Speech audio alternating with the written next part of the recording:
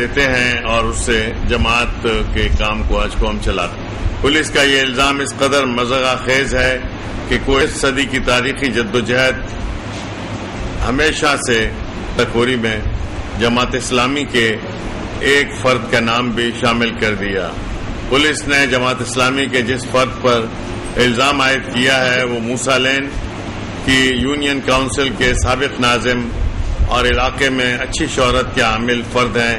Police نے بے بنیاد الزام لگا کر خود اپنے ساکھ کو متاثر کیا ہے۔ جماعت اسلامی جہاں ایک جانب سیاسی جدوجہد کرتی ہے تو دوسری جانب رفاہی اور فلاحی سرگرمیوں کے لیے الخدمت کے تحت رفاہی سرگرمیوں کا انعقاد بھی کرتی ہے۔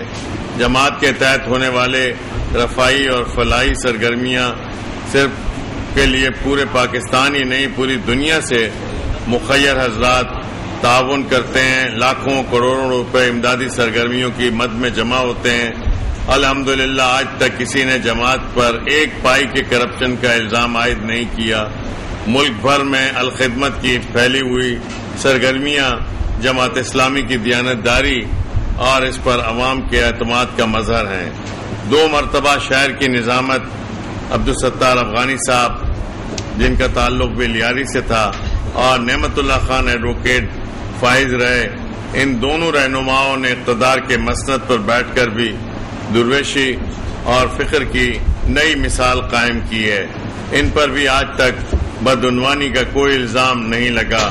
پولیس کی جانب سے بھتہ خوری کا الزام دراصل ان قوتوں کے ایما پر لگایا گیا ہے جو خود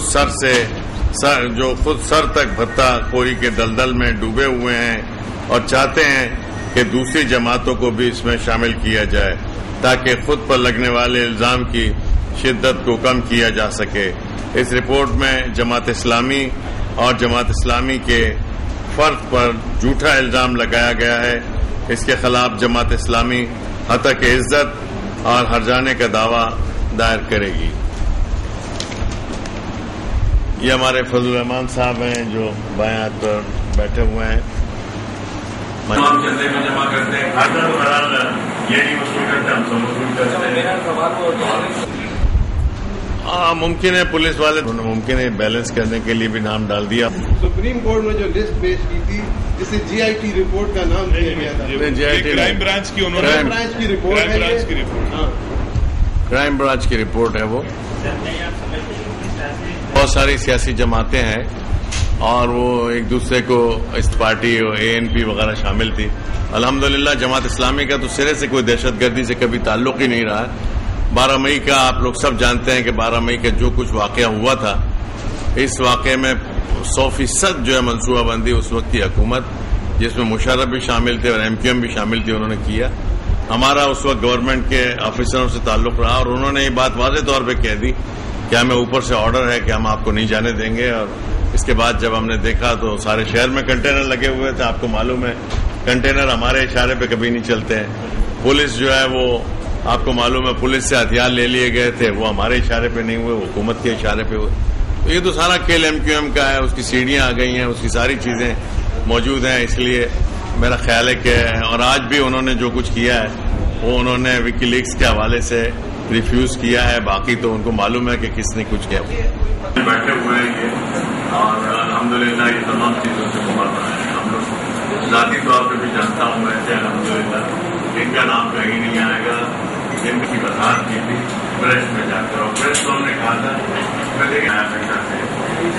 اور عبدالستار افغانی صاحب جو ہمارے اس وقت جب یہ پیش کیا گیا، دوسرے دن جب ہمارے وکیل نے سپریم کورٹ کے سو موٹو نوٹس کے جواب میں یہ بات کہی تھی کہ یہ ہم پہ جو الزام لگایا گیا ہے یہ غلط الزام ہے، جو رپورٹ وہاں پر پیش کی گئی تھی آسما جہانگیر کی طرف سے، اس کو ریفیوٹ کیا تھا انہوں نے۔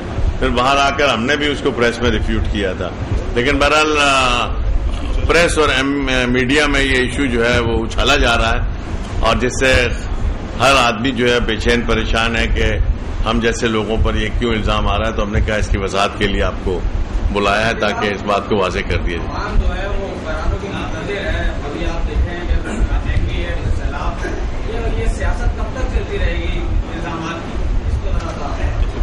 بہرحال دیکھیں نا، ہم تو اس وقت پنجاب میں ڈینگی کے سلسلے میں ہمارے کارکنان لگے ہوئے ہیں اور اپنی خدمات انجام دے رہے ہیں. کراچی میں بھی ہم نے اس کی ٹیسٹ ویسٹ شروع کر دی ہیں اور اسی طرح سے 2 مرتبہ میں خود گیا ہوں اور ہماری پوری ٹیم لگی ہوئی ہے. نعمت اللہ خان صاحب سب الحمدللہ ہم جو ہے بارش و سیلاب زدگان کے علاقے میں لگے ہوئے ہیں.